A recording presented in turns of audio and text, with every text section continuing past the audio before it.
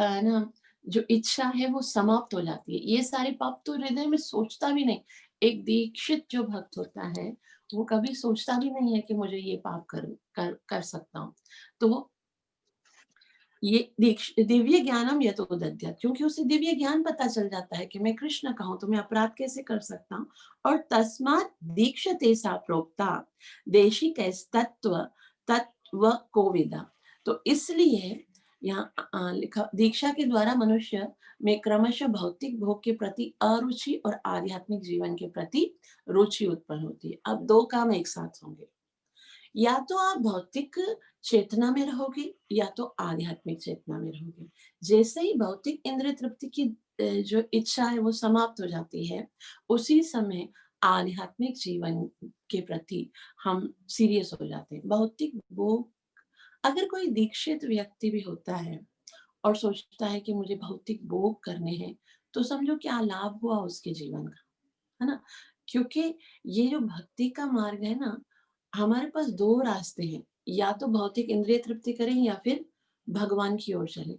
और ये दीक्षा जो है वो हमें इस बात के लिए डिटरमाइन करती है कि ये भौतिक भोग का जो जीवन है वो मेरे लिए नहीं है। वो अगर मैं इसकी ओर गया तो फिर क्या होगा? हम देखते हैं जो दीक्षित भक्त होते हैं, उन वो खुद ब खुद है ना, उनका लाइफ़स्टाइल ऐसा होता है कि वो बाहर से कुछ खाते नहीं हैं।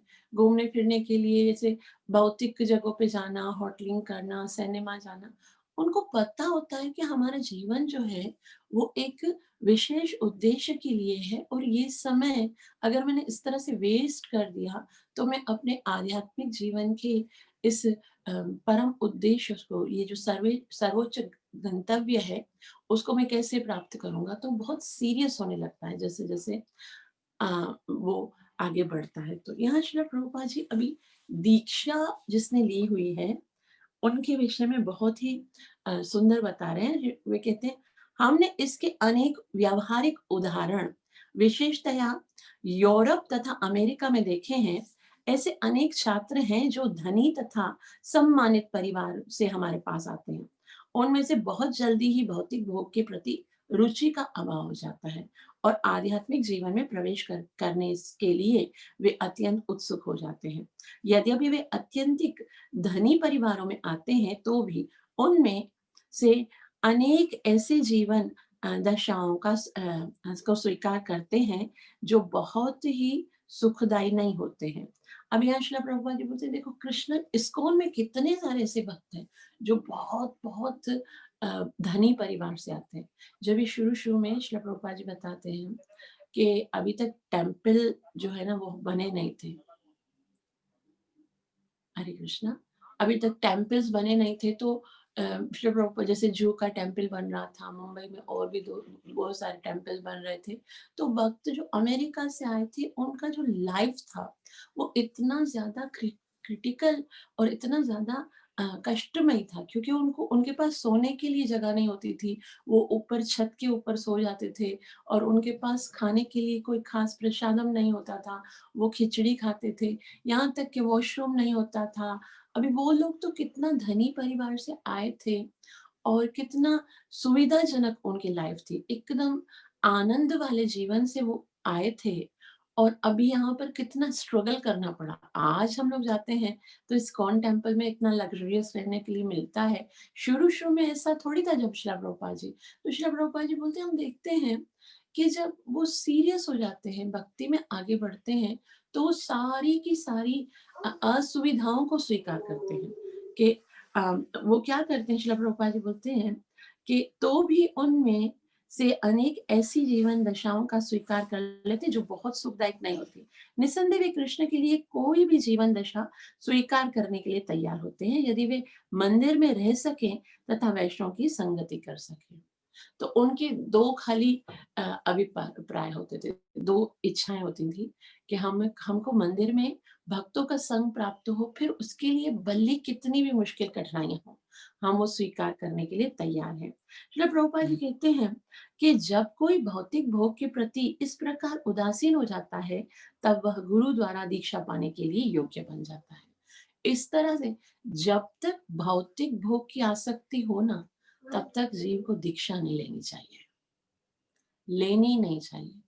और ऐसा हृदय के अंदर जब तक वैराग्य नहीं आता है कि मुझे भौतिक चीज़ों को सेवन नहीं करना है, मुझे कृष्ण प्राप्ति करनी है। क्योंकि जब आप गुरु के आदेश को पालन करने के योग्य नहीं हो, फिर अगर आप गुरु गुरु स्वीकार कर लेते हो और फिर भी आप है ना भौतिक आसक्ति में लगे रहे हो, ना आप अपना जप अच्छे से करते हो, ना नियम को पालन अच्छे से कर रहे हो, तो अब तो आप गलत करोगे तो उसका पूरा का पूरा ज़िम्मा प अपने गुरु महाराज के पास जाएगा। इसलिए हमको इसका मतलब ये नहीं कि हम सोचें कि भई हम तो अभी योगी नहीं तो हम ले ही नहीं रहे। तो इसका मतलब ये है कि जल्दी से जल्दी योग्य बनना है। ये नहीं कि हम सोचें कि भई हम तो कनिष्ठ हैं, हम भला कैसे दीक्षा ले लें, हमसे तो होंगे ही नहीं। क्यों नहीं होंगे? जो आज जो इतने सीनियर हैं, इतने सिंसियर डिवोटी, क्या वो मनुष्य नहीं हैं? वो भी तो मनुष्य है ना। कब तक हम कनिष्ठ हैं, कनिष्ठ हैं, कनिष्ठ हैं, इसका ढोंग करते हुए अपने आप को दीक्षा से बचाते रहेंगे? कब तक हम इंद्रिय भोग की इच्छाओं को अपने जीवन में इतना ज़्यादा इम्पोर्टेंस देते रहेंगे कि गुरु और कृष्ण की प्राप्ति के लिए सीरियस होएँगे ही नहीं। तो इसलिए इस यहाँ पर जो बताया गया है कि भौतिक भोग की इच्छाएँ खत्म हो जाती हैं और कृष्ण प्राप्ति की इच्छा हो जाती है तभी दीक्षा लेनी चाहिए। तो इसका मतलब है जब तक भौतिक भोग की इच्छाएँ हैं, उसी समय से हमें पछतावा होना चाहिए कि क्यों अभी तक मैं सिंसियर नहीं हो रहा हूँ, क्यों अभी तक मैं सीरियस नहीं हो। जब तक हम खुद से अपने आप को कोसना शुरू नहीं करेंगे, जब तक अपने आप को प्रिपेयर्ड करना शुरू नहीं करेंगे, तब तक क्या भगवान आकर हमको तैयार करेंगे दीक्षा लेने के लिए? और कल को अगर मृत्यु हो जाती है और हमें गुरु भी नहीं मिला, हमें अभी तक भौतिक इच्छा है, तो फिर ना जाने कौन-सा गटर का कीड़ा बनकर आना पड़ेगा। इसलिए हमको बहुत जल्दी सीरियस होकर दीक्षा के विषय में सोचना चाहिए। एक दिन भी वेस्ट नहीं करना चाहिए, क्योंकि कल कल कैसा होगा किसी को नहीं पता। इसीलिए शास्त्र कहता है कि जो अच्छा कार्य है, उसमें समय वेस्ट नहीं करना चाहिए, उसमें है ना देरी, विलंब नहीं करना चाहिए। जो सबसे सुंदर कार्य होता है ना जीवन का, वो सबसे सुंदर कार्य होता है शुद्ध वैष्णव गुरु की शरणागति को स्वीकार करना। उससे सुंदर और कोई कार्य नहीं। बाकी सब आपके भाग्य का है, आपको मिलता रहेगा। जैसे माँ-बाप मिले, वैसे पति-पत्नी भी मिल जाएँगे। जैसे पति-पत्नी मिलेंगे, वैसे बच्चे भी मिल जाएँगे। नहीं मिलेगा तो गुरु नहीं मिलेगा जब तक आप प्रयास नहीं करोगे तो। तो यहाँ श्रील प्रभुपाद जी कहते हैं, आध्यात्मिक जीवन में प्रगति करने के लिए श्रीमद् भागवतम 6.1.13 में संस्तुति की गई है। अब आध्यात्मिक जीवन में अगर आप अब यहाँ पर है कि दीक्षा लेनी है, तो कैसे आध्यात्मिक जीवन में हमको प्रगति करनी है, वो कैसे करना है, बहुत ही सुंदर शब्द है। तपस्या ब्रह्मचर्येण शमेन च दमेन च। तप ये 4 चीज़ें होनी चाहिए। तपस्या होनी चाहिए जीवन में। हर वक़्त इंद्रिय भोग की इच्छा नहीं करनी चाहिए। जब भी हम कोई खाते हैं, कुछ पहनते हैं, कुछ परचेज़ करते हैं, तो उसमें तपस्या होनी चाहिए कि हर वक़्त ये इच्छाएँ नहीं होनी चाहिए। और ब्रह्मचर्य ये बहुत महत्वपूर्ण है। यदि हमारा शरीर पवित्र होगा ना, तभी हमारा मन पवित्र होगा। इसीलिए ऐसा कहा जाता है जो अवैध संग करते हैं, उनको कभी भी उनका जो है उसके अंदर पवित्रता नहीं आ सकती। और जब तक आपके अंदर पवित्रता नहीं है, तब आप भगवत प्राप्ति नहीं कर सकते। Purity is a force. तो प्योरिटी के ना बल पर हम भक्ति में आगे बढ़ते हैं। तो ब्रह्मचर्य जो गृहस्थ लोग भी अगर नियम के अनुसार होते हैं, जैसे भगवान श्री कृष्ण कहते हैं 7.10 में कि धर्मा विरुद्धो भूतेषु कामोस्मि भरतर्षभ। वो काम जो धर्म के उसूलों के खिलाफ नहीं है, वो साक्षात भगवान का स्वरूप है। तो ऐसा श्रील प्रभुपाद जी ने एक जगह बताया भी है कि अगर कोई अ, अपने अपने धर्म के अनुसार यदि काम का उपयोग करता है तो वो ब्रह्मचारी और सन्यासी से कम नहीं है। लेकिन अगर उसका दुरुपयोग किया जाता है, तो वो कभी भी भक्ति में आगे नहीं बढ़ सकता।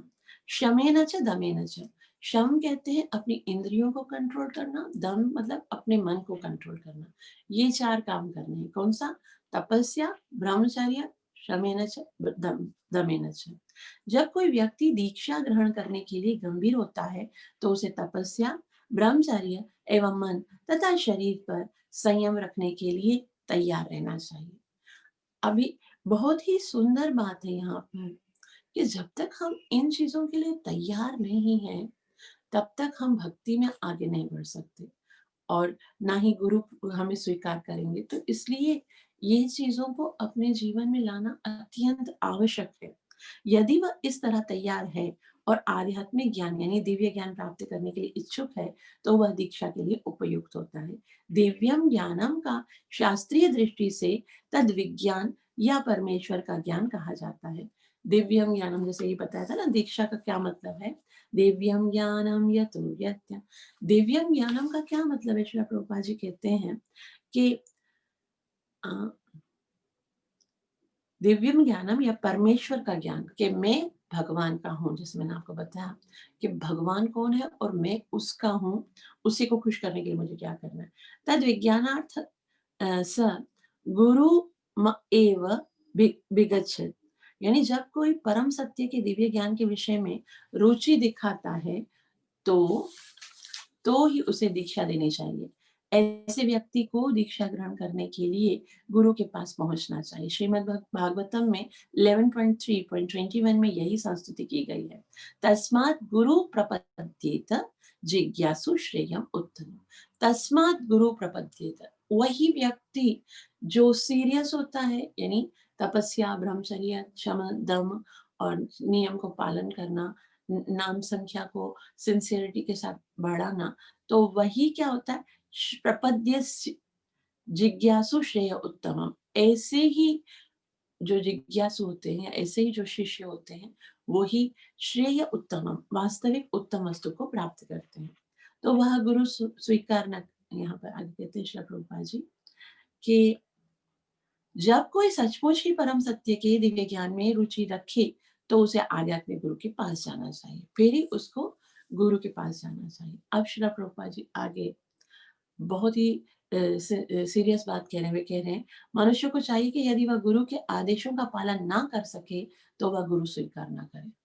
पहले हृदय के अंदर इस बात को डिटरमाइंड करना है, इस बात को स्वीकार करना है कि मेरे गुरु ने मुझे जो आदेश दिया है, मैं मर भी जाऊंगा ना तो भी उसको पालन करूंगा। और जब तक ये दृढ़ता नहीं आएगी तो श्रील प्रभुपाद जी मत करो ना, फिर अपने आप को पहले तैयार करो। और जैसे मैंने अभी बताया, ऐसा नहीं सोचना चाहिए कि भाई मैं तो कर ही नहीं पाऊंगा तो फिर मैं दीक्षा नहीं लूंगा। दीक्षा नहीं लोगे तो फिर जन्म मरण के चक्कर से कभी नहीं छूट सकोगे। ये मनुष्य जीवन ही ऐसा जीवन है जिसमें हम गुरु करके अपने उद्देश्य की ओर जा सकते हैं। इसलिए आज से ही सीरियस होना है। ऐसा नहीं कि हम धीरे-धीरे सीरियस होंगे, नहीं, धीरे-धीरे का समय नहीं हमारे पास। आधे से ज़्यादा ज़िंदगी गुज़र चुकी है और अब भी हम सोच रहे हैं कि हम योग्य नहीं हैं, तो कब बनेंगे योग्य? फिर दोबारा कुत्ता और बिल्ली का जन्म लेंगे तब बनेंगे क्या? फिर 84 लाख योनियों में भटक के आएँगे तब बनेंगे क्या? नहीं, आज ही फैसला करना है कि हमें बहुत जल्दी से गुरु को स्वीकार करना है। श्रील प्रभुपाद जी कहते हैं, ना ही उसे आध्यात्मिक जीवन का दिखावा करने के लिए गुरु बनाना चाहिए। मतलब कुछ लोग ऐसे होते हैं ना कि वो आध्यात्मिकता में उन्नति होती नहीं है, सीरियसनेस नहीं होती है, बस लोगों को दिखाने के लिए। देखो, मैंने भी गुरु किया है, मैं भी संस्था से हूँ, मैं भी है ना दीक्षित हूँ। ऐसा दिखाने के लिए सिर्फ वो कार्य करते हैं, ये वाला दिखाने के लिए ही वो गुरु बनाते हैं। उसे प्रामाणिक गुरु से सीखने के लिए जिज्ञासु अर्थात अत्यंत ही उत्सुक रहना चाहिए। वह जो प्रश्न पूछे उसे दिव्य ज्ञान से संबंधित होना चाहिए। जिज्ञासु श्रेय उत्तम, तो बहुत ही सीरियस होना चाहिए उसको, उत्सुक होना चाहिए और इस बात के लिए उत्सुक होना चाहिए मैं गुरु से सीखूं कि मुझे क्या करना है, मुझे किस तरह से सेवा करनी है, मेरे लिए क्या आदेश है। तो उसे प्रामाणिक गुरु से सीखने के लिए जिज्ञासु अर्थात अत्यंत उत्सुक रहना चाहिए और जो प्रश्न पूछे उसे दिव्य ज्ञान से संबंधित होना चाहिए। घोड़ों के दर्द का नहीं जाके पूछना चाहिए कि भाई मेरे तो घुटनों में दर्द है, मैं क्या करूं। गुरु महाराज बोलेंगे जाओ डॉक्टर के पास, टेबलेट खा लो तो सही हो जाओगे। दिव्य ज्ञान मतलब आध्यात्मिक प्रश्न अर्थात क्या है कि मैं कैसे उन्नति करूं, मेरी माला सही नहीं हो रही है, मेरे अंदर अभी तक भौतिक इच्छाएँ हैं, वो कैसे खत्म होंगी? तो यहाँ श्रील प्रभुपाद जी कहते हैं कि जिज्ञासु श्रेय उत्तमम, इस तरह के शब्द, इस तरह के है ना क्वेश्चन इंक्वायरीज करनी चाहिए। उत्तमम शब्द भौतिक ज्ञान से जो ऊपर हो उसका द्योतक है। अभी यहाँ तक मध्यम दीक्षा और दीक्षा से पहले जो कनिष्ठ है उसके बाद अभी उत्तम जो भक्त होते हैं उनके विषय में श्रील प्रभुपाद जी बता रहे हैं कि उत्तम भक्त जो होते हैं कनिष्ठ, मध्यम और उत्तम, वो कैसे होते हैं? श्रील प्रभुपाद जी कहते हैं उत्तम शब्द भौतिक ज्ञान से जो ऊपर हो उसका द्योतिक है, मतलब बिल्कुल आध्यात्मिक ज्ञान तक जो आ जाता है। तो तम का अर्थ है इस भौतिक जगत का अंधकार, तथा उत का अर्थ है दिव्य। सामान्य लोग संसारी विषयों के प्रति जिज्ञा प्रकट करने में अधिक रुचि रखते हैं, किंतु जब किसी की यह रुचि जाती रहती है और वह केवल दिव्य विषय में रुचि लेने लगते हैं, तो वह दीक्षा दिए जाने के लिए पूर्णतया योग्य होते हैं। जब कोई प्रामाणिक गुरु द्वारा सूचित दीक्षित होता है, तो सचमुच दीक्षित होता है, तो भगवान की सेवा में गंभीरता से लग जाता है, तो उसे मध्यम अधिकारी स्वीकार कर लेना चाहिए। तो श्रील प्रभुपाद जी कहते हैं कि उत्तम वो व्यक्ति होता है जिसको भौतिक वस्तुओं में कोई अधिक रुचि नहीं लेता है, और अ, जब किसी की यह रुचि चली जाती है, वो केवल दिव्य विषयों पर ही रुचि लेता है। तो वो दीक्षा प्राप्त करके बहुत गंभीर हो जाता है कि मुझे आगे उन्नति करनी है, भगवान की सेवा में गंभीरता से लगता है, तो उसे मध्यम अधिकारी के रूप में स्वीकार करना चाहिए। उत्तम तो बहुत ऊपर है, लेकिन जो सेवा कर रहा है भगवान की, गंभीरता के साथ वचनों को सुन रहा है गुरु के, उसको मध्यम अधिकारी कहते हैं। कृष्ण के अभी यहाँ पर कैसे वो गुण आएँगे? अभी यहाँ तक पढ़ने के बाद हम लोग को लगता है ना कि हम तो कितने कनिष्ठ हैं, हम तो अभी इस योग्य नहीं हैं कि कैसे करेंगे गुरु आज्ञा का पालन, कैसे हम इन समस्त रूल्स को फ़ॉलो कर पाएँगे? तो उसके लिए श्रील प्रभुपाद जी कहते हैं कि कृष्ण के पवित्र नाम का कीर्तन इतना उत्कृष्ट है कि यदि कोई दसों अपराधों से सावधानी से बचते हुए हरे कृष्ण महामंत्र का जप करे, तो वह क्रमशः ज्ञान के उस बिंदु तक उन्नत हो जाता है जहां वो समझ सकता है कि भगवान के पवित्र नाम तथा स्वयं भगवान में कोई अंतर नहीं। तो श्रील प्रभुपाद जी कहते हैं अगर वो गंभीरता से नाम जप करता है और साथ साथ में 10 अपराधों से बचता है। नाम अपराध है, जैसे उसमें सबसे पहला क्या है, अब किसी भी भक्त की निंदा नहीं करना है। जो प्रचार करते हैं उनको तो हम छोड़ते ही नहीं है, मतलब सोचते हैं कि बस उसके अंदर बुराई ढूँढना हमारा कोई परम कर्तव्य हो। तो लेकिन जो भगवान की सेवा कर रहे हैं उनके अंदर बुराई ढूँढने का अधिकार हमको क्या है? हम क्यों ऐसा सोचते हैं कि उसको ऐसा करना चाहिए, उसको ऐसा करना चाहिए?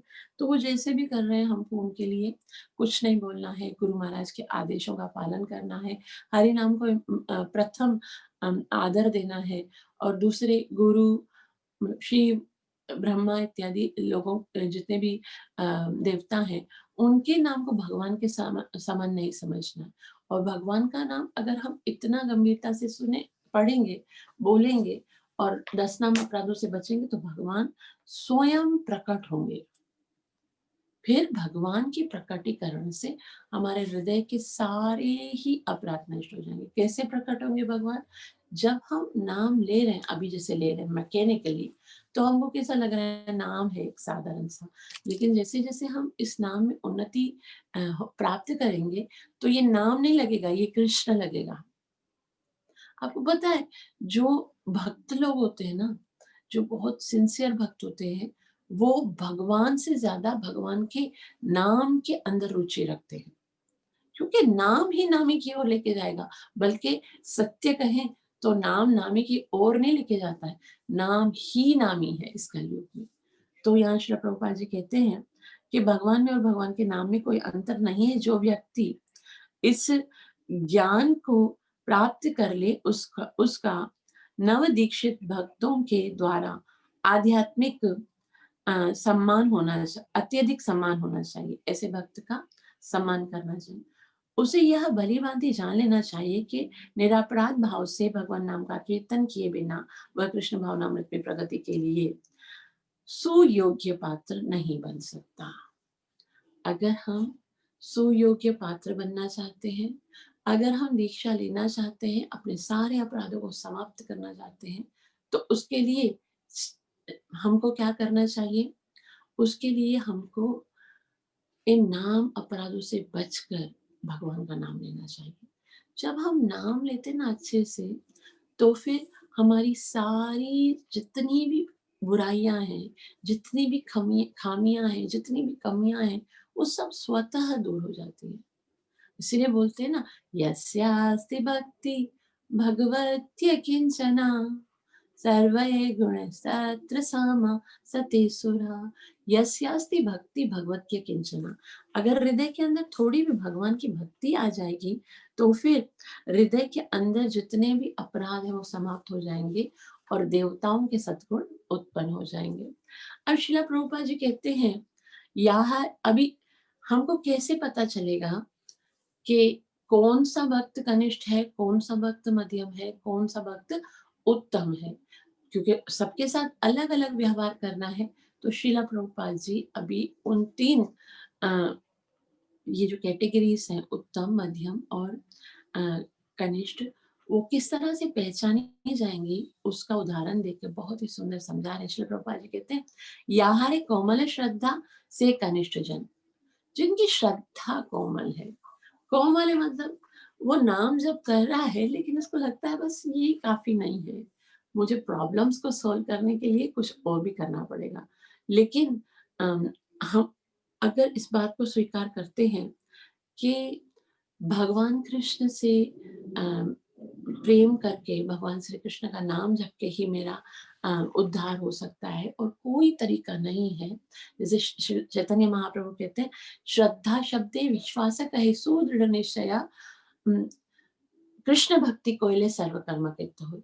जब ये इच्छा, ये डिटर्मिनेशन जीवन में आ जाती है कि मैं कृष्ण की भक्ति करूं और इसके अतिरिक्त मुझे और करने की आवश्यकता नहीं है, तो यही श्री प्रभुपाद जी कहते हैं, प्रत्येक व्यक्ति अपने भक्ति जीवन की शुभारंभ नव दीक्षित अवस्था से करता है।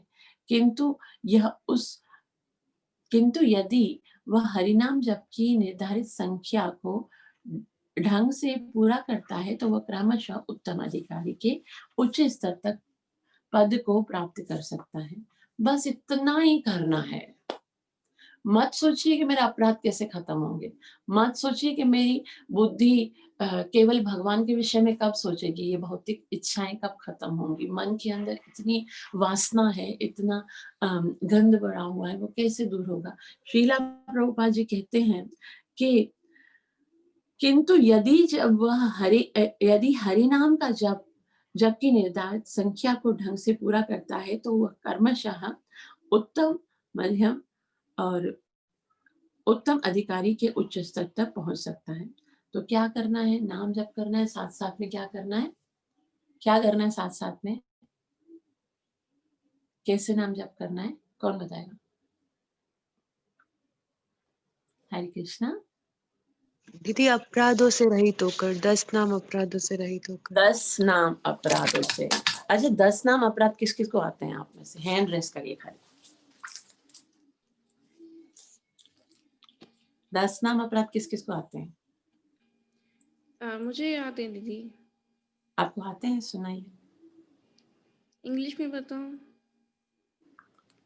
हाँ, बताइए। To blaspheme the devotees who have dedicated their life of propagating the mission of holy name, जिन्होंने अपनी सारी जिंदगी भगवान के नाम पे कर दी है, जो भक्त हैं। और दूसरा ये कि जो भगवान को किसी के यानी ब्रह्मा या शिव जी के समान मानते हैं, ये भी भगवान अपराध को है। नहीं, भगवान को भगवान नहीं।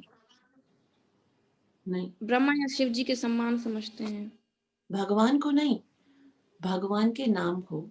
भगवान के नाम को। ठीक है। शिव, ब्रह्मा आदि देवताओं के नाम को भगवान के नाम के बराबर समझना।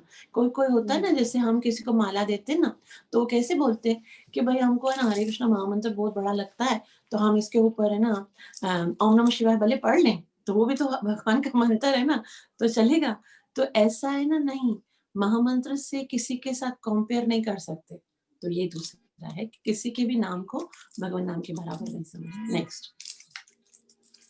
और तीसरा है कि अपने गुरु महाराज जी के आदेशों का पालन नहीं करना, उनको डिसोबे करना। तो गुरु महाराज ने हमको क्या दिया है, क्या क्या दिया है? 4 नियम का पालन दिया है। 4 नियम का पालन करना है, 16 माला जप करना है। मर भी जाए ना तो भी इस नियम को नहीं तोड़ना है। अगर ये टूट गया ना तो समझो हम प्रगति नहीं कर पाएंगे। जी।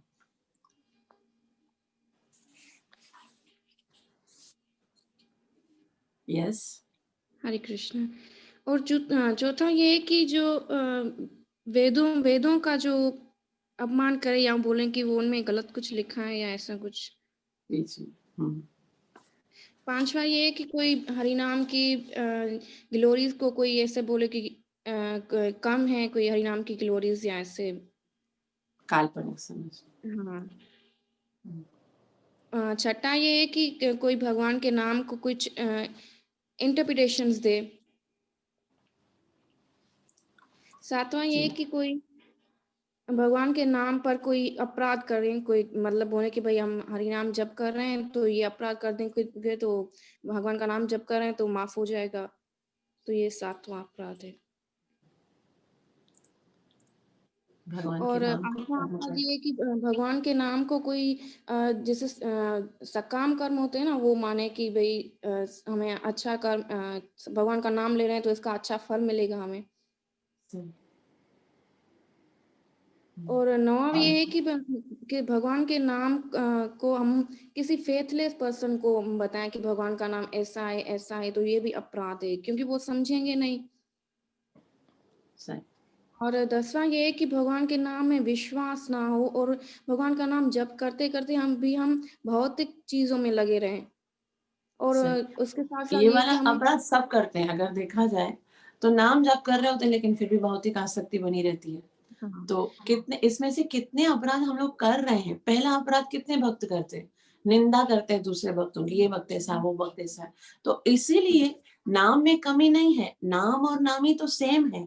कृष्ण को अगर इन 10 नाम अपराध को छोड़कर हम नाम जप करते हैं ना तो फिर उसी टाइम पर हमको कृष्ण प्राप्ति हो जाती है, मरने की भी जरूरत नहीं है।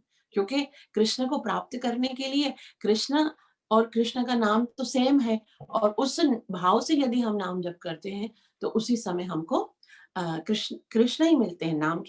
नाम ही कृष्ण है। नाम के माध्यम से कृष्ण नहीं मिलते, नाम ही कृष्ण है। और वो तब मिलते हैं जब इनको नाम अपराध से हम बचकर फिर नाम जप करते हैं। और ध्यान से नाम जप करना वो भी अपराध है। तो हमको बहुत ध्यान से नाम जप करना चाहिए। और हम देखते हैं हम नाम जप करते हैं उस समय भी हम बातें करते हैं, किसी न किसी से बात करना शुरू कर देते हैं। तो हमको कभी भी नाम जप करने के टाइम पर बात नहीं करनी चाहिए अगर हमको उन्नति करनी है। वरना तो ऐसे सटकते रहेंगे ना माला को, ना जाने कितने जन्मों से पहले भी करते आए हैं और ये जीवन भी गुजर जाएगा। लेकिन हमको सिंसियरिटी के साथ नाम जप करना है। नाम के मध्य में कभी भी बात नहीं करनी चाहिए। श्रील प्रभुपाद जी ऐसे बोलते हैं जैसे नाम सेम कृष्णा है, कृष्ण ही है, और हम किसी को बुलाएं कि भाई आप आइए हमारे घर पे आइए, और उसको हम इम्पोर्टेंस ना दें अपने फोन पे, यदि हम व्हाट्सएप पे किसी और से बात कर रहे हैं तो नाम को कैसा मतलब उस व्यक्ति को कैसा लगेगा कि मुझे इतने दिनों से बुला रहा था हमारे घर पे आओ, हमारे घर पे आओ, हमारे घर पे आओ, और खुद जब मैं आया हूँ तो वो व्हाट्सएप पे किसी और के साथ चैटिंग कर रहा है ना। बहुत सारे भक्त ऐसे होते हैं व्हाट्सएप पे बातें कर रहे होते किसी और को, देख रहे होते हैं किसी और के फोटोज वोटोज, और फिर है ना नाम जप करते हैं। ऐसे ऐसे कभी नहीं करना चाहिए। बहुत ही सीरियस आगे बढ़ना है, क्योंकि ये बहुत ही महत्वपूर्ण है हमारे जीवन के लिए। नाम जप से महत्वपूर्ण और कोई काम नहीं है। इसलिए सुबह उठते ही बस एक ही टेंशन होनी चाहिए, हृदय के अंदर, मन के अंदर, बुद्धि के अंदर ये चीज भर दो कि पहले अच्छे से नाम जप कर लो, फिर जो करना होगा करूंगा, पहले अच्छे से नाम जप करूंगा। उस नाम के अंदर कोई भी 10 नाम अपराध में से कुछ नहीं करूंगा, मैं अच्छे से नाम जप हो जाए बस। एक ही जैसे ना नाम जप करते वक्त ऐसे होना चाहिए कि मेरे जीवन का सबसे ज्यादा इंपॉर्टेंट काम है, बाकी सब रह जाएंगे चलेगा, ये अच्छा नहीं, अच्छे से होना चाहिए। तो यहाँ श्रील प्रभुपाद जी आगे बता रहे हैं कि कृष्ण कृष्ण भावनामृत आंदोलन नित्य 16 माला जप करने की संस्तुति करता है। पहले तो 64 माला थी, श्रील प्रभुपाद जी ने बोला ये लोग 64 थोड़ी कर सकेंगे, तो हम जैसे पतितों पे कृपा करने के लिए बोला 16 ही कर लो, चलो तो 16 करने के लिए संस्तुति किया।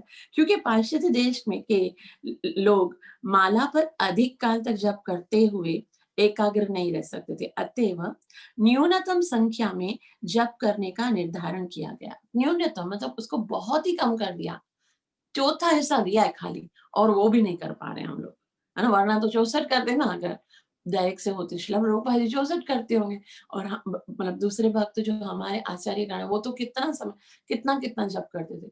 और बोला कि नहीं, श्रील प्रभुपाद जी ने बोला ये मेरे बच्चे जो है ना वो निकम्मे नहीं कर पाएंगे 64, तो 16 करें भले। तो न्यूनतम मतलब बहुत ही लोएस्ट संख्या उनको दी है, बिल्कुल थोड़ी सी दी है। किंतु श्रील भक्ति सिद्धांत सरस्वती ठाकुर कहा करते थे कि जब तक कोई कम से कम 64 माला 1 लाख नाम जप नहीं कर लेता है, तब तक उसे पतित माना जाना चाहिए, मतलब वो पतित है। और चैतन्य महाप्रभु तो यहाँ तक कहते हैं कि अगर आप 64 माला नहीं करोगे ना, 1 लाख बार नाम जप नहीं करोगे ना, मैं कभी भी आपके घर पे प्रसाद खाने नहीं आऊंगा। हम प्रसाद प्रसाद ऑफर करते हैं ना, तो चैतन्य महाप्रभु ने ऐसा कहा है चैतन्य चरितामृत में कि जब तक कोई 64 माला नहीं करता ना, मैं उसके घर में प्रसाद ही नहीं खाऊंगा। तो यहाँ श्रील प्रभुपाद जी कहते हैं कि उनकी गणना के अनुसार हम सब पतित पतित जैसे हैं, किंतु चूंकि हम परमेश्वर की सेवा पूरी गंभीरता तथा छल कपट के बिना करने के लिए प्रयत्नशील रहते हैं, अतएव हमें परम पतित पावन श्री चैतन्य महाप्रभु की कृपा की आशीष है। जब चैतन्य महाप्रभु से महान भक्त सत्यराज खान ने पूछा कि वैष्णव को किस तरह पहचानना चाहिए, तो महाप्रभु, अभी यहाँ श्री प्रभुपाद जी बोले वैसे तो हम सब पतित हैं, किसकी गणना के अनुसार, किसकी गणना के अनुसार जी, चैतन्य महाप्रभु की नहीं, प्रकाश प्रभु भक्ति सिद्धांत सरस्वती ठाकुर की। जी, उन्होंने कहा है कि जो 64 माला नहीं करेगा वो पतित है। तो श्रील प्रभुपाद जी ने बोला हम पतित हैं, हम मानते हैं पतित हैं, लेकिन वो तो पतित पावन है। तो वो देख रहे हैं कि हम कोशिश कर रहे हैं 16 माला जप करने की, अच्छे से कोशिश कर रहे हैं, बीच में बात नहीं करते हैं, 10 नाम अपराध से बचते हैं, तो फिर भगवान कृपा करेंगे। बोले ठीक है 16 में ही तुम्हारा उद्धार कर दूंगा, लेकिन 16 तो अच्छे से करो कम से कम, 16 तो अच्छे से करो, वो भी नहीं करोगे तो फिर कोई कृपा नहीं मिलेगी आपको। तो श्रील प्रभुपाद जी कहते हैं कि बिना कपट के, छल के, गंभीरता के साथ यदि हम ईश्वर की, भगवान की सेवा करने का प्रयास करते हैं, तो हमें पतित पावन चैतन्य महाप्रभु की कृपा प्राप्त होगी। और चैतन्य महाप्रभु से जब सत्यराज खान ने पूछा था वैष्णव कैसे होते हैं, तो बहुत ही सुंदर उन्होंने उत्तर दिया चैतन्य महाप्रभु ने। प्रभु कहे अरे मुखे सुनिए एक बार, कृष्ण नाम से पूज्य श्रेष्ठ सभकार। प्रभु कहे यारे मुखे, जिसके मुख से सुनी एक बार यदि निकलता है हरे कृष्णा, बस इतना ही बोल दिया, कृष्ण नाम से ही पूज्य, बस उसने कृष्ण नाम बोल दिया, उसको पूजा करो, प्रणाम करो, बहुत बहुत भाग्यवान है, बहुत है ना, कर्मियों से, ज्ञानियों से, ध्यानियों से श्रेष्ठ है। उसने एक बार नाम ले लिया ना, तो श्रेष्ठ सभाकार, वो सबसे श्रेष्ठ है। और एक सेकेंड में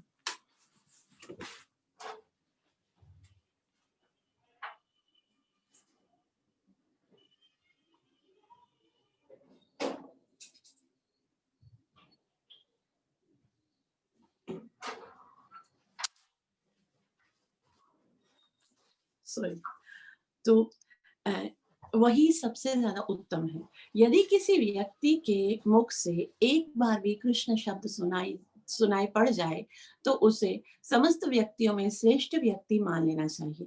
चैतन्य चरितामृत मध्य लीला 15.106 भगवान चैतन्य महाप्रभु ने आगे कहा, आगे भी महाप्रभु कहते हैं क्या, अतेव यारे मुखे एक कृष्ण नाम, सेईते वैष्णव करिह तार सम्मान। एक बार भी यदि कृष्ण बोलता है तो वो वैष्णव है। वैष्णव पूछा था ना, वैष्णव कौन है? बस जो कृष्ण बोलता है वो वैष्णव है। और हम क्या करते हैं पता है? दूसरे लोग को छोड़ देते हैं, दूसरे जाए खड्डे में, अपराध देखते हैं, उसके अंदर जो हरे कृष्ण भावना में आते हैं, ये ऐसा है, ये ऐसा है। अरे छोड़ दो, वो भगवान का नाम ले रहा है, भगवान देखेगा उसको। आपकी जिम्मेवारी नहीं है। सारी चीजों को जज करने का जिम्मा ठेका गुरु महाराज ने आपको नहीं दिया है।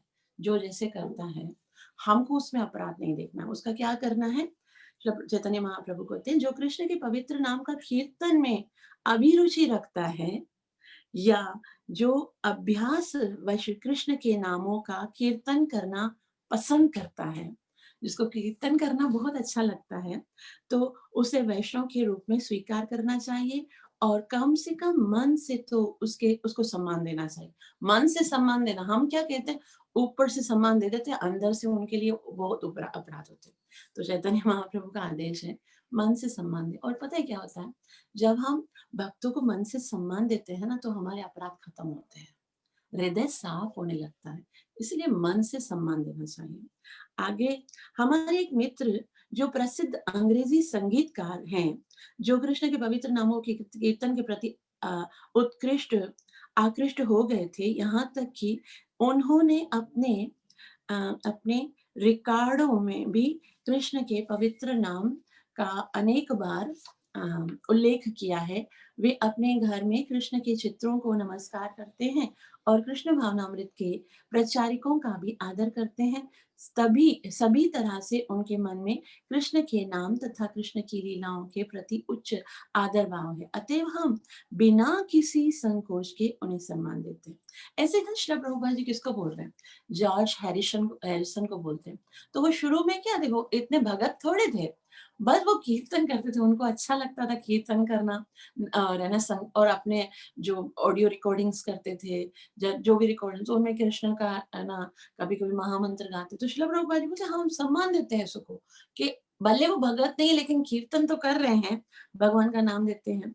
क्योंकि हम देख रहे हैं कि ये महाशय क्रमशः कृष्ण भावना अमृत की ओर अग्रसर हो रहे हैं। ऐसे व्यक्ति को सदा ही सम्मान दिया जाना चाहिए।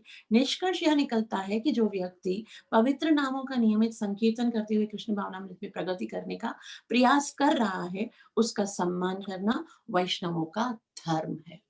हमारा धर्म है। श्रील प्रभुपाद जी ने लिख कर दे दिया, क्या करना है आपको? सबका सम्मान करना है।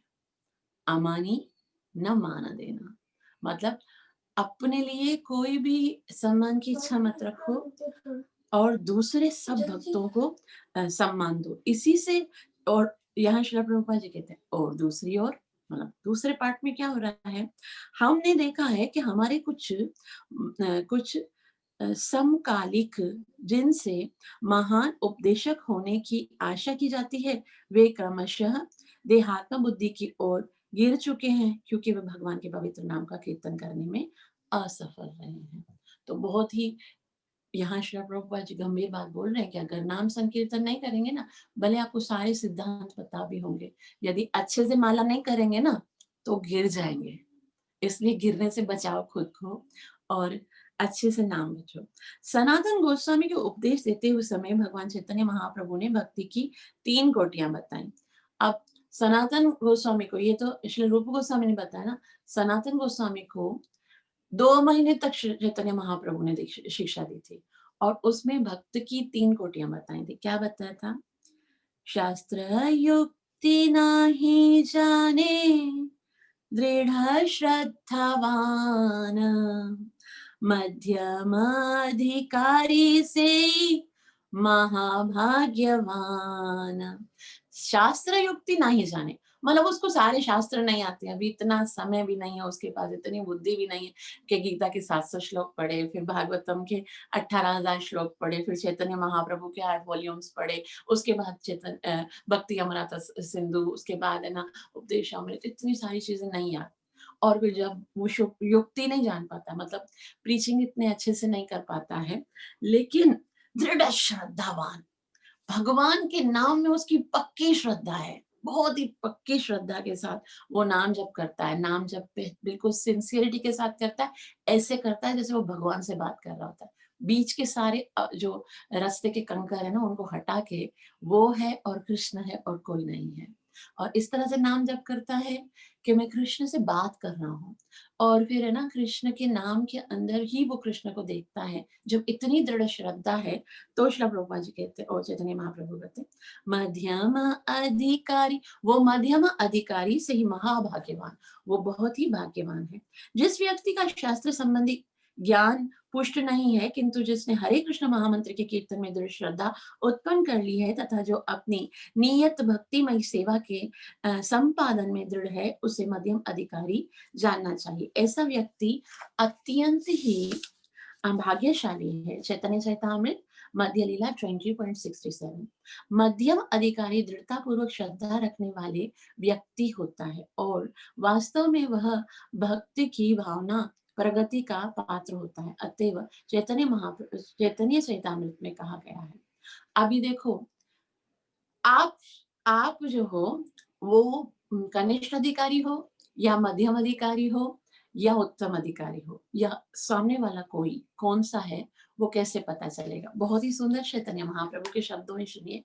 चैतन्य महाप्रभु मध्य लीला 20.64 में कहा गया, श्रद्धावान जन है भक्ति अधिकारी, उत्तम मध्यम कनिष्ठ श्रद्धानुसारी, के श्रद्धावान जन जो है वही भक्ति का अधिकारी है।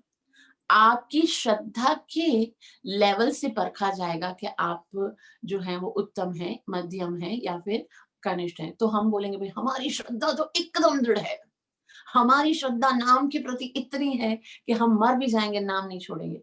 ऐसे श्रद्धावान हो, ऐसे कहने से काम नहीं चलेगा। श्रद्धावान हो तो कैसे पता चलेगा? श्रीमद् भगवद गीता में भगवान श्री कृष्ण बताते हैं, चैप्टर नंबर 4 वर्स नंबर 39 में भगवान कहते हैं कि श्रद्धावान लभते ज्ञानम तत्पर संयते इंद्रिय।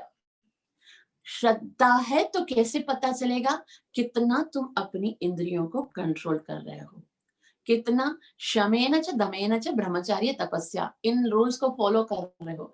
तो यदि ये श्रद्धावान जन है भक्ति अधिकारी, जितनी श्रद्धा होगी उतना भौतिक आसक्ति से दूर रहेंगे, जितनी श्रद्धा होगी उतना इंद्रिय तृप्ति से दूर रहेंगे, उतना ही दूसरे व्यक्ति और व्यक्तियों के आकर्षण से दूर रहेंगे। और फिर उस लेवल से हमें पता चलेगा कि हम उत्तम है, कनिष्ठ है या मध्यम है। आगे श्रील प्रभुपाद जी कहते हैं, मनुष्य श्रद्धा के विकास के अनुसार ही भक्ति के प्रारंभिक पद, मध्यम पद तथा उच्चतम पद पर भक्त बनने के लिए योग्य बनता है। पुनः चैतन्य चैतामृत मध्य लीला 22.62 में कहा गया। अब देखो श्रद्धा का वापस से एक दूसरा अर्थ चैतन्य महाप्रभु बताते हैं, क्या कहते हैं? श्रद्धा शब्द विश्वास कहे सुदृढ़ निश्चय, कृष्ण भक्ति कोइले सर्व कर्म कृत हो। श्रद्धा शब्द विश्वास कहे सुदृढ़ निश्चय कि मैं कृष्ण की भक्ति करना हूं। खाली कृष्ण की अगरबत्ती करना भक्ति नहीं है, खाली सुबह को आरती कर लेना भक्ति नहीं है। कृष्ण भक्ति मतलब जो कुछ कृष्ण ने कहा है उन सब आदेशों का पालन करना। गीता में कृष्ण ने हमको 574 श्लोकों में आदेश दिया है, वो सारे आदेश को अगर हम पालन करते हैं तो कुछ और करने की जरूरत नहीं है। कृष्ण भक्ति मतलब कृष्ण की बात को मानना। तो फिर श्रील प्रभुपाद जी कहते हैं, कृष्ण की दिव्य सेवा करके मनुष्य स्वतः सारे आनुषंगिक कार्य संपन्न करता है, मतलब बाकी सब हो जाते हैं। कृष्ण भक्ति करिए सब सर्व कर्म हुए। और यह दृढ़ विश्वास जो भक्तिमय सेवा करते रहने के अनुकूल होता है, श्रद्धा कहलाता है। श्रद्धा अर्थात कृष्ण में विश्वास, कृष्ण भावना अमृत का शुभारंभ है। श्रद्धा का अर्थ है प्रबल विश्वास। जब तक आपके अंदर विश्वास नहीं है कि जो कृष्ण ने कहा है वही मैं करूंगा और बस सब कुछ करने की आवश्यकता नहीं है, कृष्ण की आज्ञाओं का पालन करना, कृष्ण के नाम के अंदर श्रद्धा, यदि ये दो चीजें होती हैं तो यहाँ श्री प्रभुपाद जी कहते हैं कि श्रद्धा का अर्थ है प्रबल विश्वास। भगवत गीता का कथन है, अभी देखो यहाँ पर श्री प्रभुपाद जी ने वापस बोला है क्या बोला है, ध्यान से सुनो। श्रीला प्रभुपाद जी कहते हैं भगवत गीता का कथन श्रद्धावान मनुष्यों के लिए प्रामाणिक आदेश है। श्रद्धावान हो तो भगवत गीता खोलो और पढ़ो भगवान ने क्या आदेश दिया है। और कृष्ण भगवत गीता में जो कुछ भी कहते हैं उसे यथारूप में बिना किसी विवेचन के स्वीकार करना चाहिए। अभी कुछ लोग बोलेंगे भाई हम तो नाम ले रहे हैं ना, गीता का सारे, भागवतम का सारे, चैतन्य चरितामृत का सारे नाम ले रहे हैं, फिर बस गीता पढ़ने की क्या जरूरत है।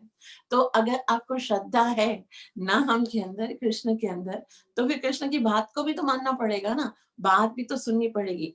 एक बार फिर से देखिए, श्रीला प्रभुपाद जी कहते हैं कि कृष्ण भगवत गीता में जो कुछ भी कहते हैं उसे यथारूप में बिना किसी विवेचन के स्वीकार करना, वही अर्जुन ने भगवत गीता को उसी प्रकार से स्वीकार किया था।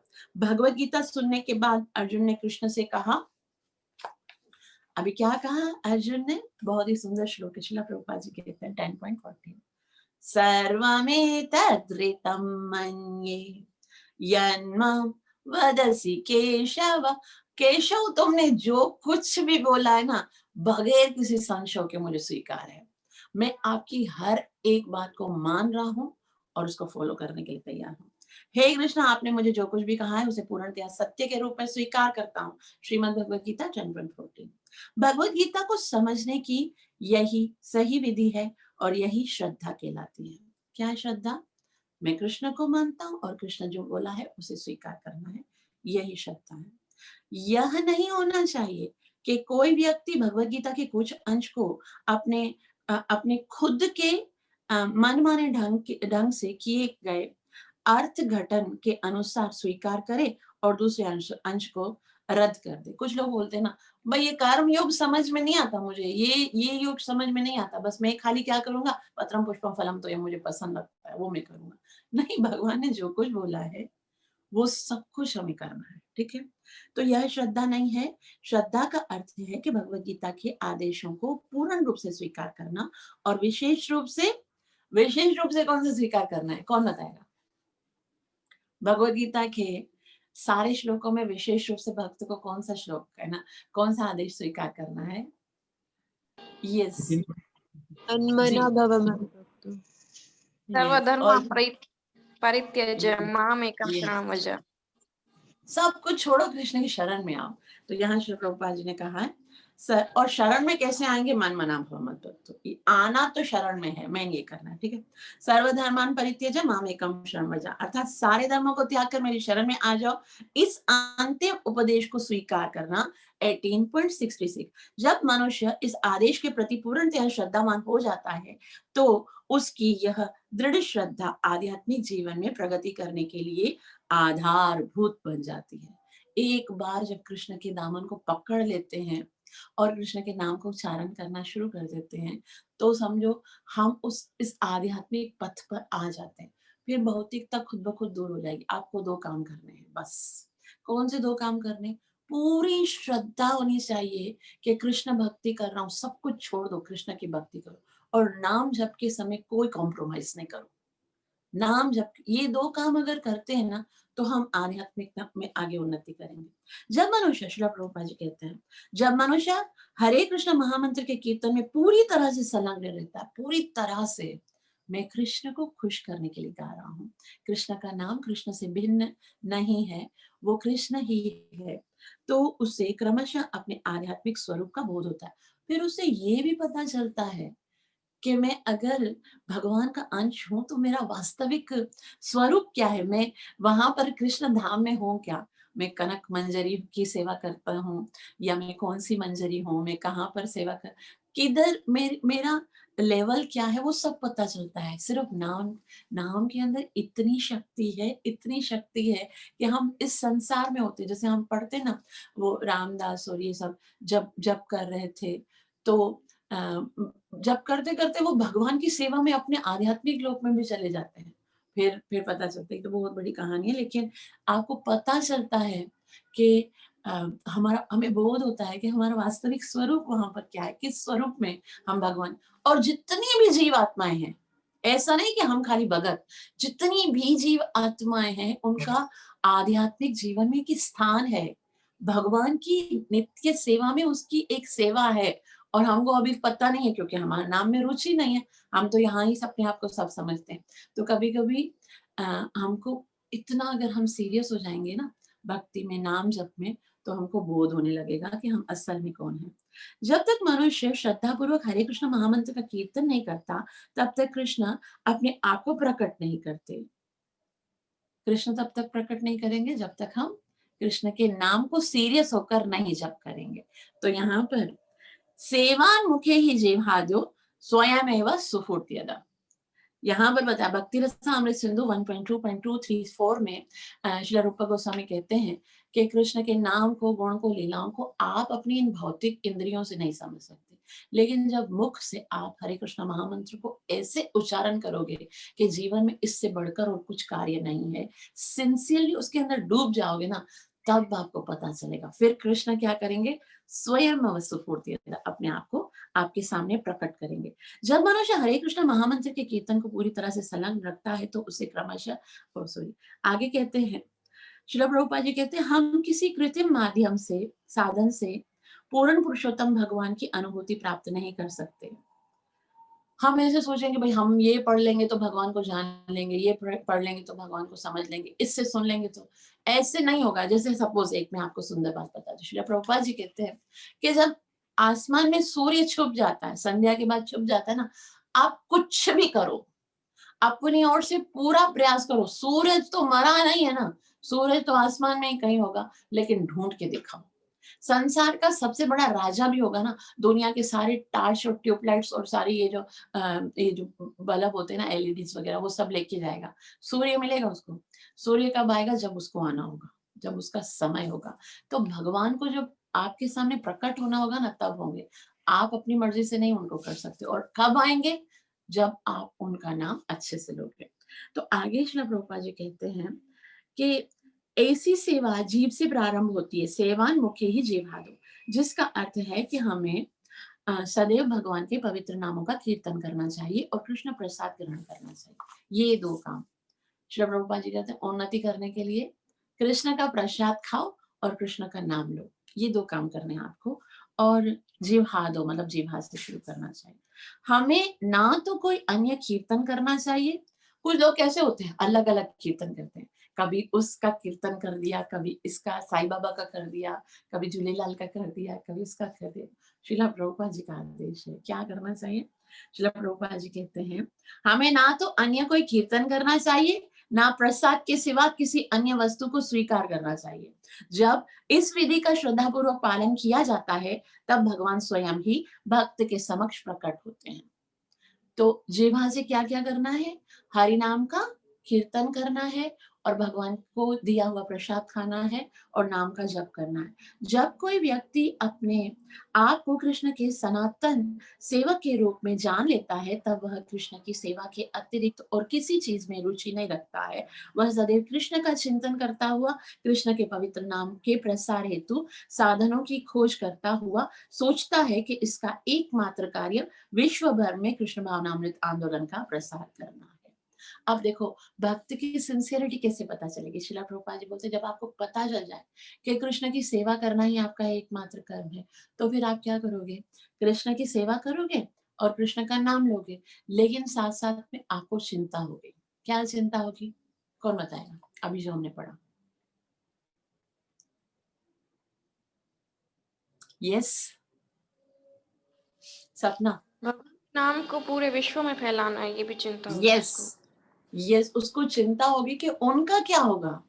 हमको तो गुरु महाराज की कृपा हो गई, श्रील प्रभुपाद जी की, चैतन्य महाप्रभु की कृपा हो गई, हम नाम ले रहे हैं, हम प्रसाद खा रहे हैं, हम भगवान की शब्दों को पढ़ रहे हैं। उनका क्या होगा? तो उसके लिए उसको चिंता होने लगेगी कि मैं किसी तरह से अपने आप को उपयोगी बनाऊं कि मैं उनकी भी सेवा कर सकूं। तो श्रील प्रभुपाद जी यहाँ पर बता रहे हैं कि तब वह कृष्ण की सेवा के अतिरिक्त और कुछ सोचने, प्रसार हेतु साधनों की खोज करता हुआ सोचता है कि उसका एकमात्र कार्य विश्व भर में कृष्ण भावना आंदोलन का प्रसार करना है। ऐसे व्यक्ति को उत्तम अधिकारी मानना चाहिए और 6 विधियों के अनुसार ददाति प्रतिगृह्णाति। आज श्री प्रभुपाद जी, अभी ये अंतिम पेज है और इसमें बता रहे हैं किसके साथ ददाति प्रति गृणाति करना चाहिए? हर किसी के साथ नहीं करना चाहिए। पहले तो मन से आदर करना चाहिए, दंडवत प्रणाम करना चाहिए, उनको है ना मतलब ऐसे ऐसे सबका सम्मान करना चाहिए। लेकिन ददाति प्रति गृणाति जो एकदम सिंसियर है, जो नाम जप में बिल्कुल कोई कॉम्प्रोमाइज नहीं करता, जो केवल कृष्ण का नाम लेता है, कृष्ण की सेवा को अपने जीवन का मुख्य कार्य समझता है, जो भौतिक आसक्ति से बिल्कुल अलग है और जो दृढ़ता के साथ पूरे विश्वास के साथ भगवान की भक्ति कर रहा होता है, कृष्ण भक्ति कोयले सर्व कर्म कृत होए, और जो चिंता करता है कि मुझे दूसरों तक भी अपने इस कृष्ण के इस संदेश को पहुंचाना है। श्रील प्रभुपाद जी कहते हैं कि ऐसे व्यक्ति को उत्तम अधिकारी मानना चाहिए और इन 6 विधियों के अनुसार ददाति प्रति गृणाति गुह्यम आख्याति पृच्छति भोंगते भोजयति चैव, तुरंत ही उसकी संगति स्वीकार करनी चाहिए। निस्संदेह प्रगत उत्तम अधिकारी वैष्णव भक्त को गुरु रूप में स्वीकार करना चाहिए। ऐसे जो वैष्णव होते हैं जिनकी श्रद्धा पक्की होती है नाम के प्रति, इनको हम गुरु, वो उत्तम अधिकारी ही गुरु हो सकते हैं। इसका मतलब ये है, अभी हम देखते हैं ना, अभी जैसे हमारे जैसे कनिष्ठ लोग भी गुरु बनने के लिए तैयार हो गए और गुरु बने। वो ऐसा कहते हैं, श्रील प्रभुपाद जी कहते हैं कि अगर अंधा व्यक्ति किसी अंधे व्यक्ति को रोड क्रॉस कराएगा तो दोनों का एक्सीडेंट हो जाएगा, है ना। तो उसी तरह से यदि हमको उन्नति करनी है, कृष्ण को प्राप्त करना है, तो ऐसे उत्तम अधिकारी के चरण को पकड़ना होगा। तो श्रील प्रभुपाद जी यहाँ पर बताते हैं कि प्रगत उत्तम अधिकारी वैष्णव भक्त को गुरु के रूप में स्वीकार करना चाहिए। जो कुछ पास में हो उन्हें समर्पित करना चाहिए, क्योंकि यह आदेश है कि मनुष्य के पास जो कुछ भी है वह गुरु के को दे दिया जाए। विशेषतया ब्रह्मचारी से आशा की जाती है कि वह अन्य से भिक्षा मांगकर गुरु को प्रदान करे, किंतु स्वरूप सिद्ध हुए बिना किसी को महाभागवत अर्थात उन्नत भक्त के आचरण का अनुकरण नहीं करना चाहिए, क्योंकि ऐसे अनुकरण से अंततः पतन हो जाता है। तो कुछ लोग क्या होते हैं, अभी तक उस स्टेज पे पहुंचते नहीं है और हम अनुकरण करने लगते हैं कि भाई मैं भी तो है ना श्रेष्ठ वैष्णव हूँ, तो मेरा भी है ना चरणों का अभिषेक होना चाहिए, मेरी भी गुरु पूजा होनी चाहिए। तो ऐसे श्रील प्रभुपाद जी बोलते हैं, आप इस स्टेज पे नहीं हो तो उनका अनुकरण करने की आवश्यकता नहीं है, उनकी नकल करने की आवश्यकता नहीं, उनके चरणों में बैठकर सीखो जो कि ऐसे हैं। तो इस श्लोक में श्री रूप गोस्वामी भक्त को कम से कम इतना बुद्धिमान बनने के लिए उपदेश देते हैं जिससे वह कनिष्ठ, मध्यम तथा उत्तम अधिकारी के में अंतर कर सके। भक्त को अपनी स्थिति भी जाननी चाहिए और किसी उच्च पद पर स्थित भक्त का अनुकरण करने का प्रयास नहीं करना चाहिए। पहले अपनी स्थिति जानो कि मैं किस, ऐसा नहीं कि हम खाली दूसरों को जज करते रहें कि भाई ये तो कनिष्ठ है, ये तो मध्यम है, ये तो उत्तम है। दूसरों को नहीं देखना है, हमको पहले खुद को देखना है, मैं कितना गिरा हुआ हूँ, और खुद की गिरी हुई स्थिति को देख के फिर एक ऐसे उत्तम अधिकारी को चुनना है जो कि बिल्कुल दृढ़ है अपने जप में, अपने नाम भजन में, अपनी श्रद्धा में, अपने रूल्स में बिल्कुल दृढ़ है, जो भौतिक आसक्ति जिसके अंदर नहीं है, जो पूरे के पूरे कृष्ण के सारे दिए हुए उपदेशों का पालन करता है। उसके चरणों में बैठकर उसके आशीर्वाद से हमको आगे बढ़ना, लेकिन किसी का अनुकरण नहीं करना। श्रील प्रभुपाद जी कहते हैं कि श्री भक्ति विनोद ठाकुर ने कुछ व्यावहारिक संकेत दिए हैं। अभी श्री भक्ति विनोद ठाकुर क्या कहते हैं, उत्तम अधिकारी वैष्णव को उसके इस सामर्थ्य के आधार पर पहचाना जा सकता है कि वह अनेक पतित आत्माओं को वैष्णव मत में बदल देता है। जब तक कोई उत्तम अधिकारी का पद प्राप्त ना कर ले तब तक उसे गुरु नहीं बनना चाहिए। तो कैसे होते हैं उत्तम अधिकारी, उनके अंदर क्योंकि उसकी श्रद्धा, उसका जो उसकी साधना होती है ना, वो इतनी दृढ़ होती है कि कोई कनिष्ठ से कनिष्ठ व्यक्ति भी होगा ना, पतित से पतित, वो उसकी बात को समझकर कृष्ण आंदोलन को स्वीकार करना शुरू कर देगा। तो ऐसे जो उन्नत व्यक्ति होते हैं वही गुरु बन सकते हैं।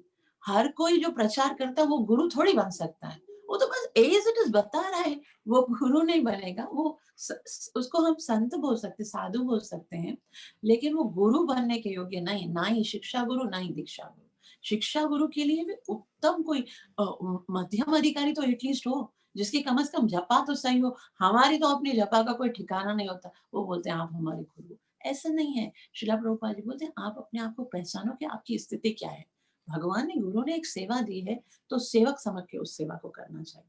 श्रीला प्रभुपाद जी कहते हैं तब तक उसे गुरु नहीं बनाना चाहिए जब तक कि वो जब तक कोई उत्तम अधिकारी का पद प्राप्त ना कर ले, तब तक उसे गुरु नहीं बनाना चाहिए।